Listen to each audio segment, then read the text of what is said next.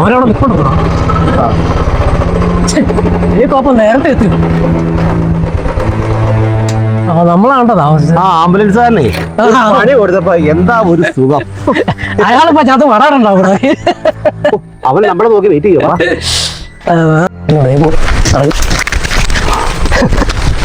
ചിലപ്പോ ഇത് ഭയങ്കര ഇതാവാൻ സാധ്യത ഉണ്ടോ അവിടെ? നമ്മളത് കാണിച്ചെന്നും പറയും. പിന്നെ കോപ്പല്ലേ നമുക്ക്. അത് ഈ സെറ്റപ്പ് കൊള്ളാലോ അവിടെ. അളിയാ നീ വേണ്ട ഒത്തിരി അറിയോ? സാധനം എല്ലാം ഓക്കെ അല്ലേ? സാധനം എല്ലാം സെറ്റാ. എടാ ഇനി നമ്മൾ ഒരുപാട് ശ്രദ്ധിക്കണം. ഓപ്പറേഷൻ തുഫാൻ എന്ന് പറഞ്ഞുകൊണ്ട് ഒരുപാട് ആളുകളെ വെക്കണത്. അതായത് നമ്മുടെ വീട്ടിൽ പോലും നമ്മൾ സേഫ് അല്ല. നമ്മളിനി ഒത്തിരി ശ്രദ്ധിക്കേണ്ട വരും. എന്നാ ചെയ്യാനാ?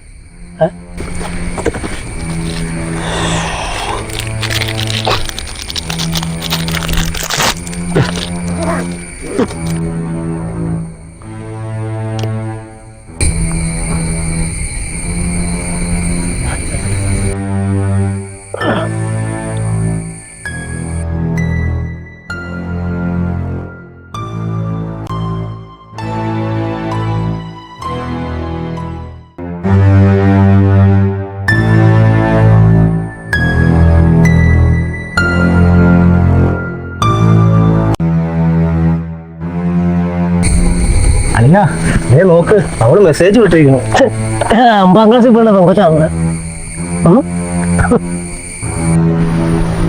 അതേടാ അവളെന്റെ വലയിൽ വീണു. ഇനി നമ്മുടെ മരുന്ന് പയ്യെ പയ്യെ കൊടുത്ത് അവളെ നമ്മുടെ വശത്താക്കണം. ശേഷം വെള്ളിത്തിരയിൽ എന്റെ മൊബൈലിൽ ഇനി വല്ല മിസ് കോളും കൊണ്ട് നോക്കട്ടെ. ഏതെങ്കിലും ആരെങ്കിലും വിളിച്ചോന്നേ നമുക്ക് നോക്കാം. നോക്കണം.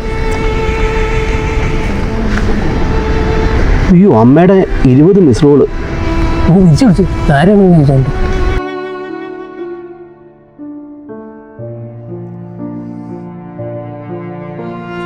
മോനെ നീ നീ എവിടെയാ? എത്ര തവണ നിന്നെ വിളിച്ചു.